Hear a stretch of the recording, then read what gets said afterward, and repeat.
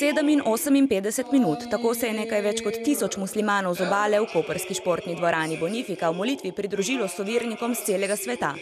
Svim muslimanima od srca iskreno čestitamo Bajram riječima Bajram Šerif Mubarek Olsu. Medtem, ko so bili moški pri molitvi, je ženski del družin pripravljal tradicionalno družinsko kosilo. Pa sam pripravila sogan dolmu, to je tradicionalno bosanska jed, 2 vrste baklave, naredila s oresima i mešane orehi in suha sliva. Burek sirov, sarmu. Verniki na ta dan žrtvujejo kurban, to pomeni, da zakoljejo ovco, ki jo tako razdelijo med prijatelje. V životu za djeca budu živa i zdrava i vi da budete živi i zdravi. Ta praznik nam pomeni največ in to pomeni tudi nam, ker smo združeni s celo družino in tudi prijatelji in je veselo, je vse lepo, je dobro vzdušje cel čas. Letošnji Kurban Bajram pa je za slovensko islamsko skupnost posebno razveseljujoč, saj so dočakali začetek gradnje džamije v Ljubljani.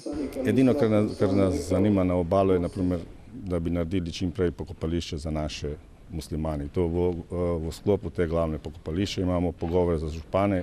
Za okoli 6000 muslimanov, kolikor jih živi na obali, bi bilo že to veliko priznanje. Čeprav bi si želeli svojo džamijo, se zavedajo, da je v trenutni ekonomski situaciji to nemogoče.